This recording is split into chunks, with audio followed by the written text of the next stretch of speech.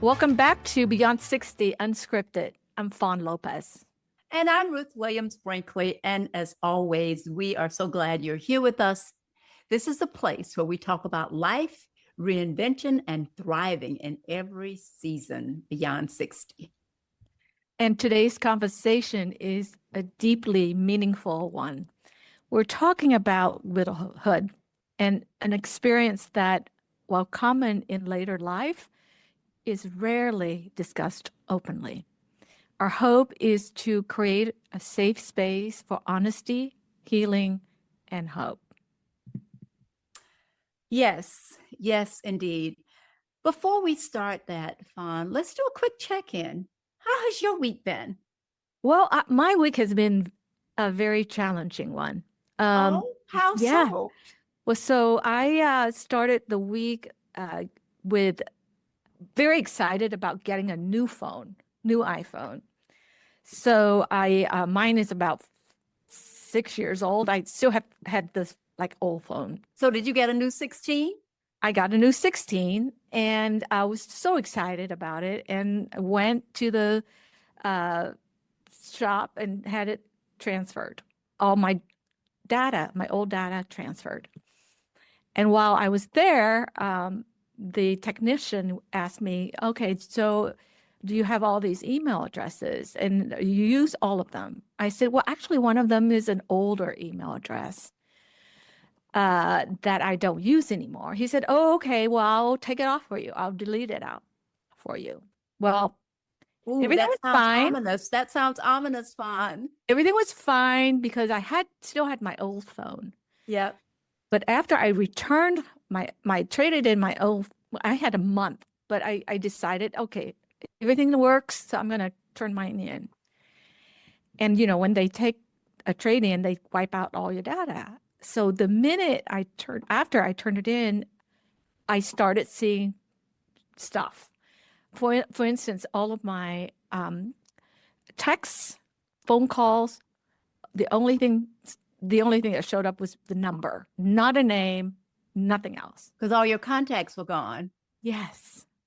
So I went to the Genius Bar and we spent 2 hours looking at it. And what they had discovered was that for the 7 years I had that old phone, every new contact I put into it, it was recognized in the old email address. So it didn't go to your new email address. And then, when the save option, the contact saved option, you have options to save it to the cloud. Yeah. Well, it's been a 7-year-old.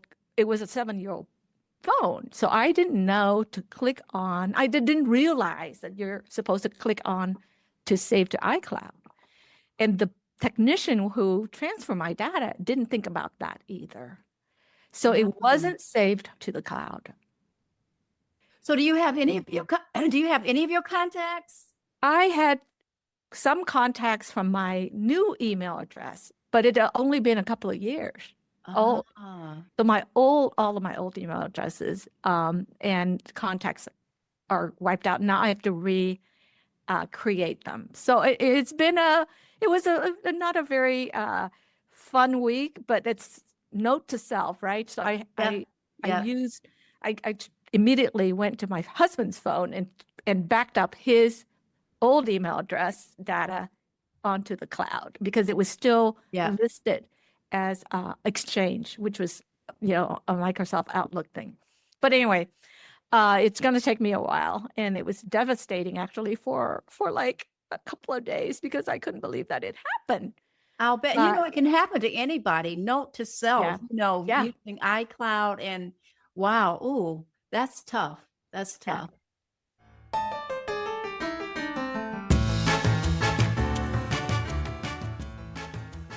All right, let's take a quick look at this week's Beyond 60 Bus, where we highlight a timely topic or headline that's shaping the lives of those 60 and up. So one of the articles I recently read, it is titled "The Widowhood Effect and it was written, published in the National Council on Aging. So essentially, the article highlights that about grief, and that grief doesn't adhere to a specific timeline, and can have a lasting impact on one's health and well-being. Studies have shown that surviving spouses may be experiencing increased health risks, such as higher inflammation level, which can lead to serious health conditions like heart disease. Mm-hmm. And this effect has been well documented by researcher. A 2013 study published by the NIH showed that people had a 66% increased mortality risk within the first 90 days of losing their spouse. Isn't that incredible? I didn't know anything about that, the statistics. Yeah. That, the phenomenal is essentially sometimes referred to a broken heart syndrome, Mm-hmm. Mm-hmm. and which underscores how profound and enduring the impact of losing a spouse can be. And, reading this article makes me think of you, Ruth, and what you've gone through since losing Ken. Yeah. Have there been moments where grief has resurfaced in ways that you didn't expect, even after all of this time?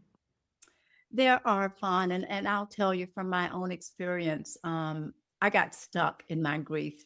I'm embarrassed to say how long it was, but it was for 7 years, and I don't know why that was the number. But anyway, still today, when his name is mentioned, or if I hear a song, or if sometimes it's how the wind blows, it just brings back a memory. And yes, it triggers the memory. And sometimes, most of the time, I would say it's a very happy memory. Someone told me at the time, there will come a day when the mention and thought of Ken will bring a smile to your face and not a tear to your eye, but it still brings both. So yes, what you said clearly resonates with me. And the other thing I would say is grief doesn't have an expiration date. It certainly doesn't follow any kind of neat timeline or process. There's stages of grief that have been researched in literature, but people experience that differently. So this article reminds us of the variability of how people experience grief and how important it is to talk about loss and not brush it aside and try to cope with it by yourself or however you want to do it, but just acknowledging it. Thank you so much for sharing that very personal experience and sharing your insights with us. Thank you, Ruth. And Fawn, let me just say very quickly, you and I've known each other for a long time, and you were right there with me during that period of grief. It was just a tough time. So thank you again for being such a loyal and supportive friend. I love you. I love you too, Fawn. It's been a great experience. Widowhood can happen at any stage of life. But as we grow older, it becomes an increasingly common, though no less heartbreaking part of the journey. Our guest today has walked that path, and she's here to share what she's learned about navigating grief and how she has moved forward. Teri, welcome. It's such an honor and a privilege for us to speak with you today. So thank you for joining us. So Teri Fontenot is a visionary leader, former CEO of Women's Hospital in Baton Rouge, former chair of the American Hospital Association, and she's currently an independent director on multiple boards. Teri is also a dear friend. We've known each other for over 23 years, ever since I started at Modern Healthcare. But she's here today to talk with us, not as a business leader, but as someone who knows firsthand the complexities of loss. Teri, welcome. Welcome, Teri. Thank you, Fawn and Ruth. It's such an honor to be here with both of you. You both in your own rights are very visionary leaders, as well as very approachable, compassionate women leaders that I have leaned on, relied upon, and received counsel from. So thank you for the opportunity for me to share my experience with your audience today. That was very kind of you. Thank you. Thank you. So to begin, would you please share a bit about your personal experience of becoming a widow? What happened, how it changed your life, and how you process that tremendous loss? Well, it's a hard story to tell, but I'm now 3 years and 2 months away from it. So it gets a little bit easier every day. Let me just say that to start with. But the first indication that we had that my husband had metastatic lung cancer was in early October of 2021, when he was actually trying to repair a toilet in our house. And when he stood up, he said he had a really bad crick in his neck, which out to be a tumor that from the lung cancer that had metastasized to his spine. After a series of being sent from specialist to physical therapist to finally an oncologist, he was diagnosed right before Thanksgiving. So took about 6 weeks to get the definitive diagnosis. And by then it was stage 4, and it was really too late to do anything about it other than to try to manage the pain. He went into hospice the end of December, and he passed away on February 6, 2022. So we had about 4 months to, I wouldn't say acclimate, but try to figure out how we were going to manage this astounding, unexpected life event in a way that we could honor each other during this period of time. And also I could have the peace I needed to the extent that it is possible after a 40-year marriage to be able to move on with the resilience that it takes, particularly for your children as well as yourself. So, in my case, I had 4 months to figure out how I was going to handle this, and definitely go through the 5 stages of grief. I got really stuck on denial because it took a while for the diagnosis to come back. We thought that's what it was going to be, but I just kept thinking it can't be, it can't be, it can't be. And then once it did come back, and he did agree 1 round of chemo, and he said after day 2, he wasn't doing that ever again. So, so then I knew that we really had to think about how this was going to end. It was a hard thing to talk about, mainly because he was in such excruciating pain the entire time, that from the time that he had that first, what he thought, prick in the neck until he passed away. And so when I think about the stages of grief, past the denial, anger is really where I got stuck. I really had a hard time with the anger. And I would say I stayed angry past his death and probably a year after that. And the main reason was because I did not, I'm a believer, but I did not understand how a merciful God could allow someone to go through that kind of torture. I just didn't understand what the point of the suffering was for that long of a period of time. And so I stayed really angry about that for a long time. And I have to admit, it questioned my faith. It made me wonder, is there really a God when he or she could really allow that to happen to an individual? So, I have accepted it, of course. I have moved on, and I've tried to put my life back together in a way that not only honors him, but also brings me joy and happiness for the rest of my life. So, Teri, in those earlier days, was there a moment, big or small, that marked a turning point for you? Well, actually, there is. I have a dog. and he's a very close companion of mine. He was my dog. My husband pointed out every time the dog did something, it was my dog.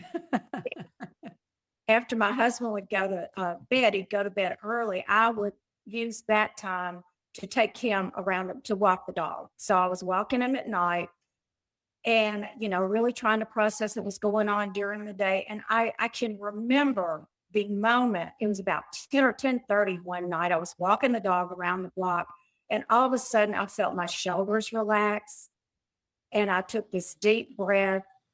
And I think it was at that point that I won't say I accepted it, but I knew that I was going to be able to help him till the end of his life, and I was going to be okay after that. So from that point forward, it was more about, maybe that's really when I changed the stage to denial too. I was already extremely angry, but it was at that point, and it was so definitive. It was so noticeable that I still think about that. And to this day, I used not like to have to walk the dog every day, but now that's one of the favorite things I do because it gave me such peace at that point in my life. Well, Teri, first of all, let me just say again, I am so sorry for your loss. And again, I just wish for you all the happiness as you continue this journey. I want to go back to something you mentioned a few moments ago about the stages of grief. Walk us, our audience, and us through that first time when you talked about denial, and then you talked a lot about anger, and you touched on all 5 stages really. Take us back to your feelings and what moved you from denial to the anger place. And you touched on it a little bit, but if you could just touch on that a little bit. Well, the denial part was before we had the definitive diagnosis. Mm-hmm. During that time, he was in such pain because he had tumors growing on different parts of his spine that would make him so uncomfortable. So we had started radiation even before we had a definitive diagnosis because for some reason it was a benign tumor. He still needed some relief. So I would say, the denial and the anger were kind of mixed. Again, explaining about what is the point of all this suffering? Why does it have to hurt him so much? And it was mentally and physically and emotionally exhausting for me as well, because he was up at all hours of the night. He was on a lot of pain medications. He had not accepted how sick he was. So he still wanted to drive the car and do things like that when he really couldn't, mainly because he was on such strong painkillers. Mm-hmm. I wouldn't characterize my journey as one from one stage to the other. They overlap, and sometimes you go backwards and forwards on it too. I was gonna ask that. Talk a little bit more about that. Yeah, so it was the first 2 stages for me: the denial and anger that were the most profound. But then beyond that, I felt like I moved through the other ones fairly quickly. Because, just as you 2 strong women are, we're planners and we're controllers and we're going to take charge. So, part of, I think my anger was I couldn't fix this. Yeah. That was very, very frustrating because I could not fix it. And I think that's part of my denial stage as well. Surely there's something I can do. I've got a network of colleagues. I worked in my whole career in the medical field. I know a lot of people. None of that would help. None of it was help. So it was such a feeling of lack of control and futility that really bothered me a lot. I won't say that I cried a whole lot during this period of time because I was angry, and I don't cry when I'm angry, but I also was so hell-bent on making this the best situation it could be in the time that we had left. So I can recall those days. And again, I echo what Ruth said. I'm very sorry for your loss. And thank you for your willingness to share your experience with us. It's very courageous of you. I have a question about support. So during the hardest moments, who, so I think it's your dog partly, or what helped you the most? Was it friends, family, your dog, faith, community, or maybe something else entirely different? Yeah, all of the above. And Fawn, I'm glad you brought up your role in this because I couldn't have done it without you. I mean, Fawn would be on the phone with me all hours of the day and night because, as she said, we knew each other for 23 years. We had gone through challenges in our professional lives, in our personal lives. So we were much more than colleagues. I consider Fawn my best friend. So from that standpoint, she knew me, she knew Gerald, she knew my family, she knew my children, she had met them. So I can't understate the importance of a close circle of friends. You don't need to have 20 or 30 people out there that you're having to repeat your situation to, or unless that makes you comfortable. But for me, Yeah. a small circle of friends that I didn't have to keep repeating things to, but would help me mostly just by listening, just Mhm. with me, because I didn't really want to burden my children with this. My dog's a pretty good listener, but he couldn't really help me if I was going down the wrong track.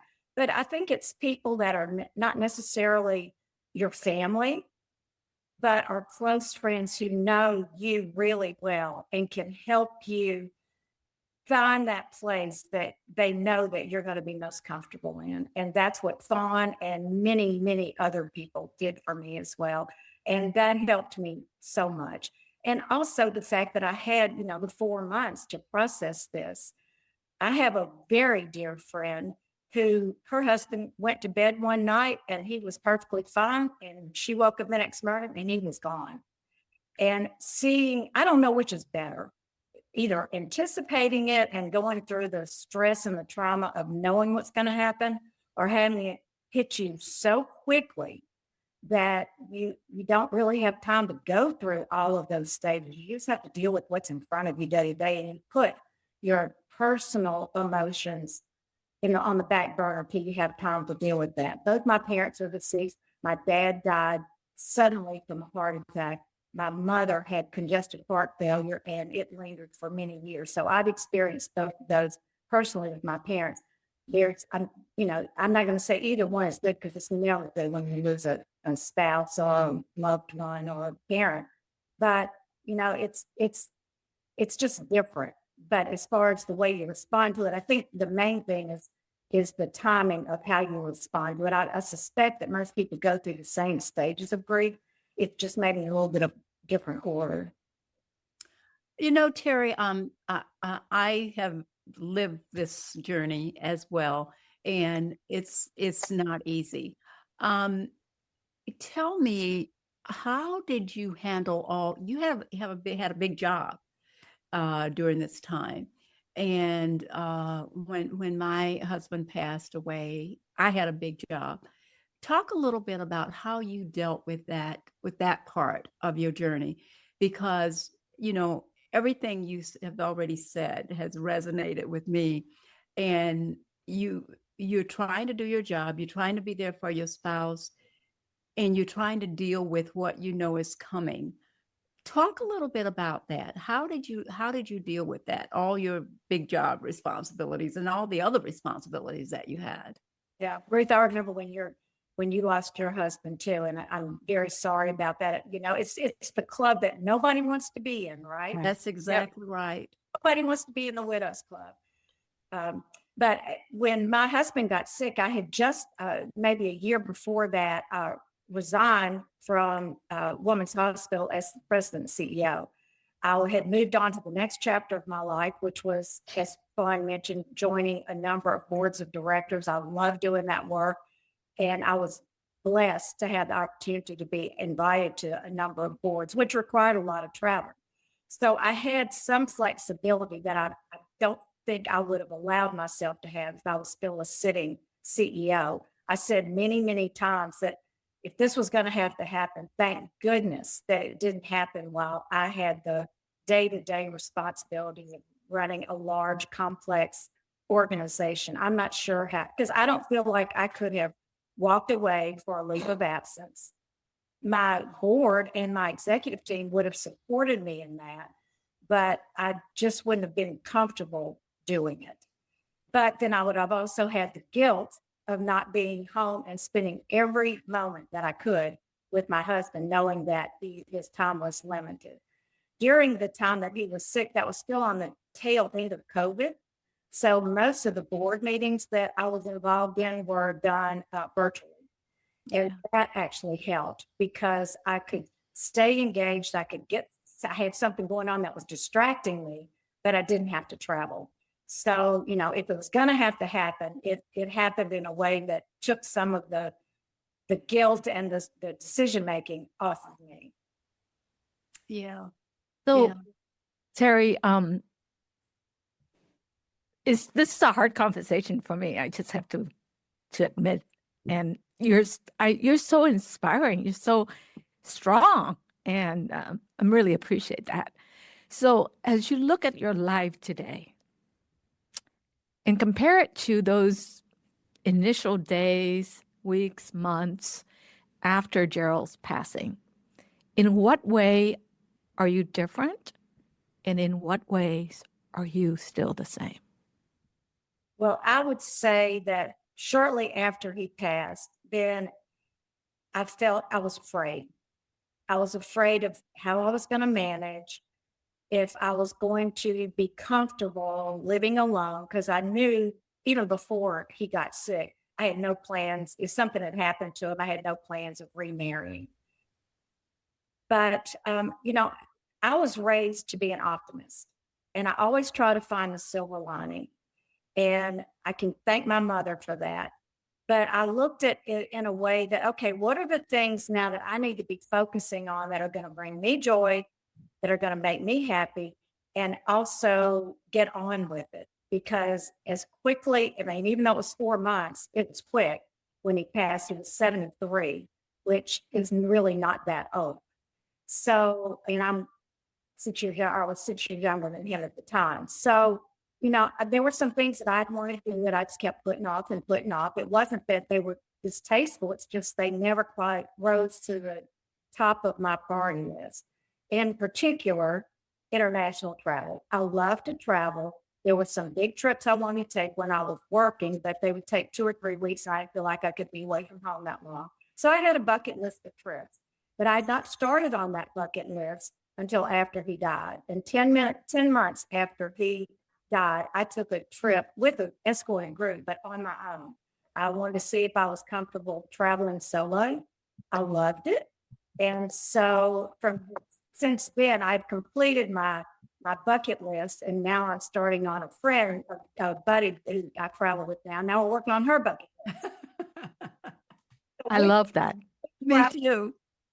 We both love to travel. She's married, but her husband does not like to travel at all. And my husband didn't like to. He wouldn't have minded if I'd done these trips, but I just never had the impetus or incentive to do it.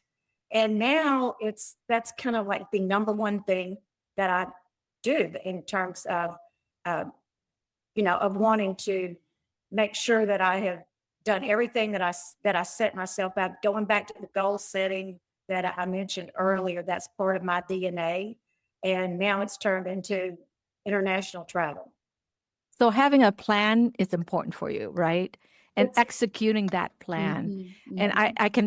I can honestly say she is so busy traveling that it's hard to get a hold of Teri these days because you never know in what part of the world she's at. And I'm so happy that you have been doing that and have found so much joy in the experience. So Teri, this brings me to a question. We know that grief and recovery are an individual journey. There is no formula, there is no equation. Everybody's journey is their journey. What would you say to others who are going through the grieving process, especially those who might be feeling stuck overwhelmed. And I can tell you, I was one of those people, but this is about your story today. And what would you tell those people about how they can begin to move through it and into a new chapter? Well, I think it would be important for us to hear your story, and I would be very on which stage you got stuck in, because I'm sure there would be some great learnings there as well. But, grief is such a personal thing that I wouldn't want to give anyone any advice about how they work through the stages. I can only share my own experience. And I mentioned earlier that I tend to look for the positive instead of the negative. So I try not to dwell on what I lost. I try to think about what I gained. And I'm not suggesting that I gained anything by his passing, but it did cause me, as I mentioned earlier, to accomplish some goals that he wasn't blocking, but I just wasn't getting around to doing it. That plus, to me, it's just really important to focus on yourself and what's going to make you feel better. And just because someone else went to counseling or maybe moved in with a child or whatever, that's their own personal situation. I wouldn't want to suggest it. Now, one thing I will tell you is, and I've thoroughly enjoyed this, is I have never in my life lived alone until now. When I was in high school, I married a month out of high school. I married my childhood sweetheart. Aw, what a great love story. Oh, no, it doesn't end well. This, the second husband is who I think. And he's still alive. So, anyway, the first one. So I had a child 2 years after we were married, and 2 years after that, the marriage started falling apart. And so by the time we divorced, then I had a job. And then I married Gerald when she was 6. And then and then we had a child together. And so I've always lived with someone, either my parents or a husband or a child. And now at the end of his life with him for 20 years, just the two of us. So I'm looking for I'm enjoying, as I said, living alone. I've never felt lonely or lonesome because I have such a strong circle of friends, and I also have a daughter and her family who live 12 minutes from me. So but I just don't think about it in the terms of what I've lost. Certainly I miss him. We had memories together, and there are certain triggers that will remind me of him, but I'm at the point finally where they don't upset me when I see his favorite recliner. He was an avid golfer. He was a really good golfer, and I was terrible, and I kept quitting, and then I'd come back and play golf again. And I'm playing at the same place where he played in. All the people out there know him, and they still will come up to me. Oh, really? His nickname was Spot. They said he played like a dog, so that was his nickname. I didn't know that. In the obituary, that's what I put in the name. Yeah. A lot of people wouldn't have known him otherwise. So, so to go to the golf course is kind of bittersweet because it's a place where a lot of people knew him, not as much me because I was working all the time, but he played golf a lot. But they will share stories with me. And it's also a place I know how much he loved. He agreed to that first chemotherapy treatment only because his oncologist said, you're so healthy otherwise. I think if this chemo works, we can get you back on the golf course. That was his goal. That's how much he loved golf. So from that standpoint, I think that is what has helped me heal a little bit, and it helps me keep him close to me, but in a happy way. Yeah. So you covered sorry. No, what you really said, you talked about the individualized, it's an individualized journey, really. In my own journey, I will just share very briefly. I got stuck because I tried to work my way through it. I was still in my big job when my husband passed away. I remember that. It was just trying to balance that and trying to balance him. And he was sick for a short period of time, but I got stuck, and it was really, really tough. And I think what you said in terms of being away from that big job and being on boards and having the flexibility to work from home, it resonates. And I think what I'd like for our audience to know is that the journey is individual. And I heard that's basically what you said. And I also heard you say to be kind to yourself, and I'm not putting words, but to be graceful, give yourself some grace. It's okay to be angry. I heard you, and I was plenty angry. What I'll take away, the last thing, and you said a lot of things, but one of the things that really resonated with me was going back to old goals and activating those. Did I say that? Did I do that correctly? Yes, that's an excellent summation of what took me many more minutes to say. No, but I loved how you shared the experience, though. It wouldn't have been as rich without you sharing all the pieces of that. So I'm sorry, Fawn, you were going to say something. No. No. Thank you for sharing your own journey as well, Ruth. I remember that time as well. So you both are very so inspirational to me as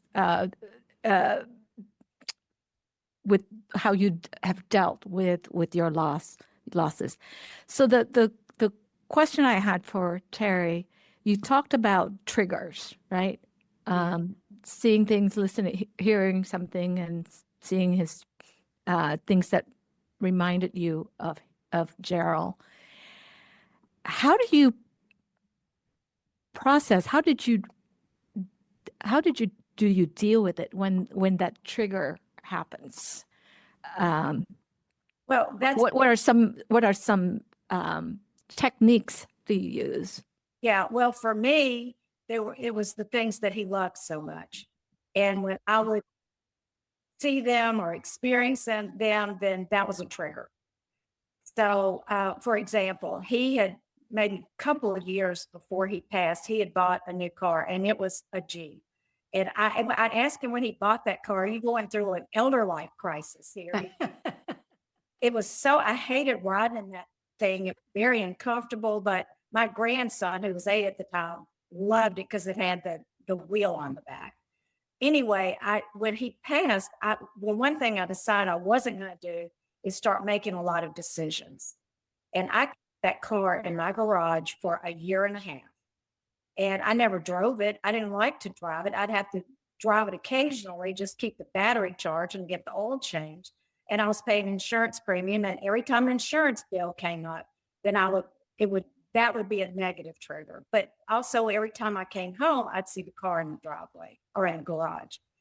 And it got to the point where that was more upsetting than it was comforting to see that, because I knew his vehicle was there, but he was not there. Yeah. So, and at first it was uncomfortable because there was this big, empty space in the garage. But I gave myself enough time to make sure that I was ready to do it. We also have a condo on the beach, and he loved this place, just absolutely loved it. And I still have it. I'm still trying to decide if I want to keep it or not. And it's a struggle because I know how much he loved it, but most of my family is really not that interested in it anymore. We've had 25 years and they want to do other things.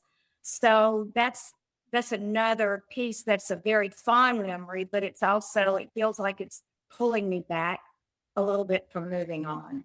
So those are just two examples of the way I've dealt with it. Fortunately, I was not in a position where I had to make decisions quickly. Financially, I could handle the pace at my own liking. And it wasn't a situation where I had to sell a car, sell a house. And I know a lot of people are not in that situation. So I'm really grateful and blessed that I could do it on my own terms. That's a great piece of advice, not making any big decisions. Yeah. Yeah. And just sit on it, right? Just not try to do too much at the same time. We're not making big decisions until they are causing you bad pain. Yeah. Yeah. Yeah. So So Teri, go I ahead. have one. So No, Teri, go ahead. one final question for me. If you could, and maybe this is an unfair question. If it is, you can just tell me. What one life lesson, could you share one life lesson that you have, I'm sure there are many, but one important life lesson you have gained from this experience, what would it be? Well, that I'm stronger than I thought I was, and that I can say, I mean, I always try to live my life so that I didn't have any regrets. And I feel like even though I'm so sorry that he's gone, and particularly that he had to go through so much pain, I don't regret the life that we lived together, and I'm grateful that he was in it. Wow. What a wonderful thing to say. That's just wonderful. So my question is in a very similar vein. So looking back, or even now, what has grief taught you about love, resilience, and strength? You've learned that you are stronger than you thought you were, and the way that you carry that we can carry those that we've lost into the rest of our lives. Well, again, I think it's very personal to each situation and each person. But for me, I had the time to prepare for it. And I don't know if that's a good thing or a bad thing, but I did. And also, Gerald and I we had a very happy marriage, but we were also independent.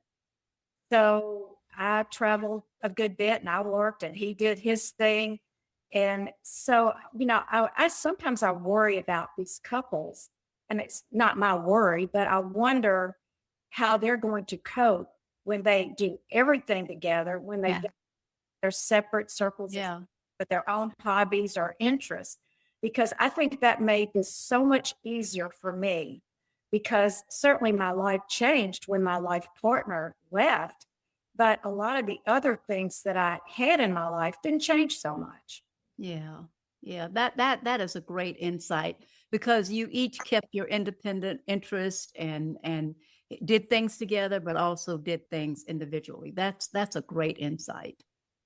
So the title of this episode is, grief, right? How do we cope? Did you ever feel pressure from others about how you should grieve or how long it should take? I probably got some advice about that, but I blocked it out. I can't remember anything specifically. The one thing that I guess the other thing I've learned about going through this process is I need to be a good listener, but unless somebody is specifically asking me for advice, I really didn't want to hear their advice. Mm-hmm. Mm-hmm.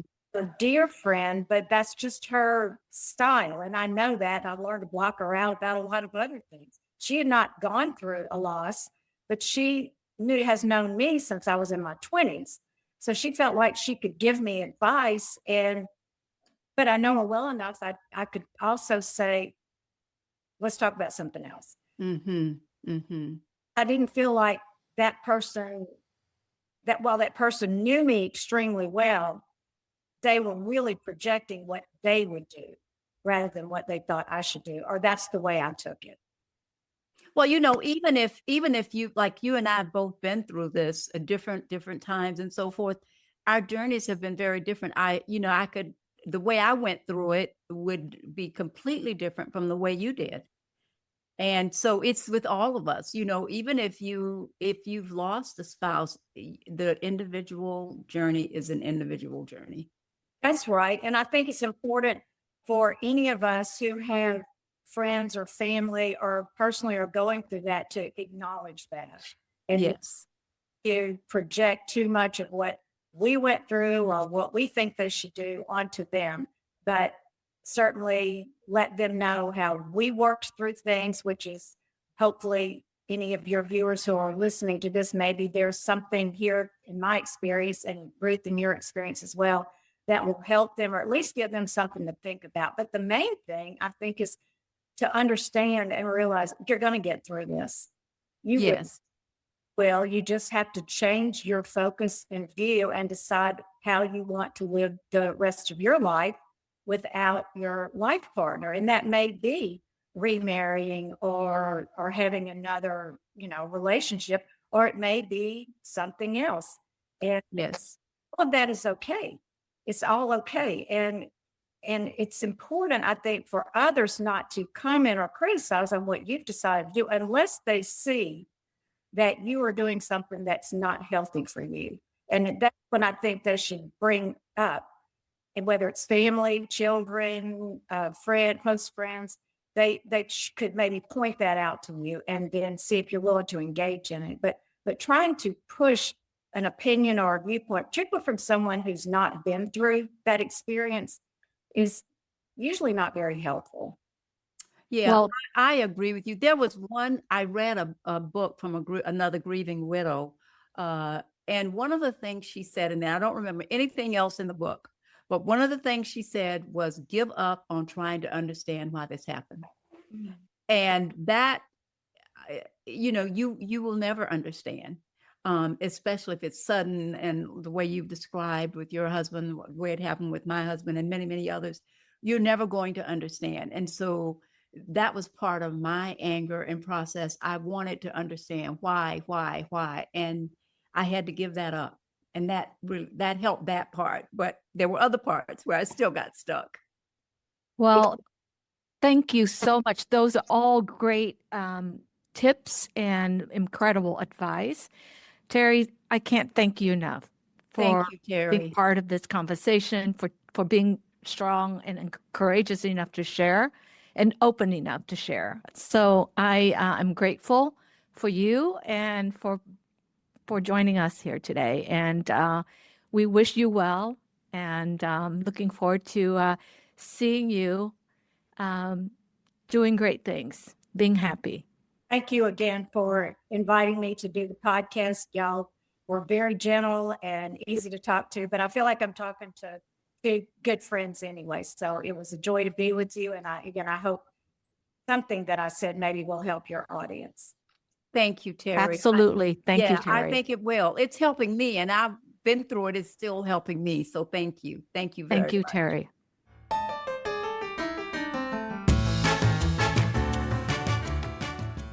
And now it's time for our weekly silver lining, a moment of encouragement to carry you through the week.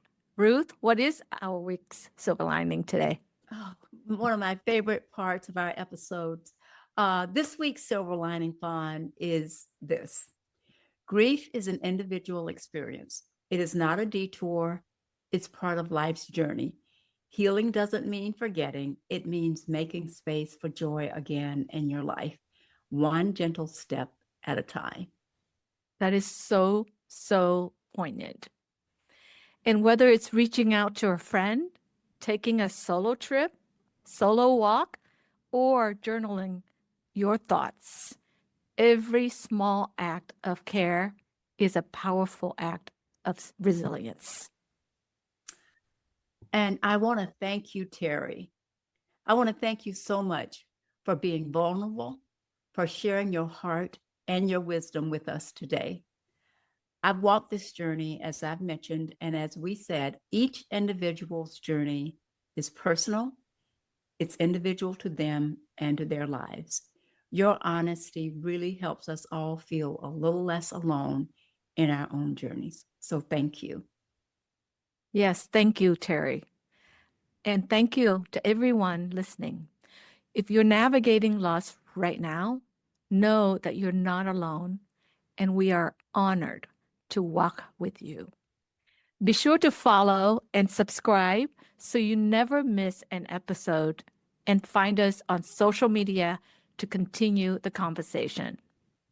Until then, keep holding space for healing, keep showing up for yourself, and remember, the best years are still ahead.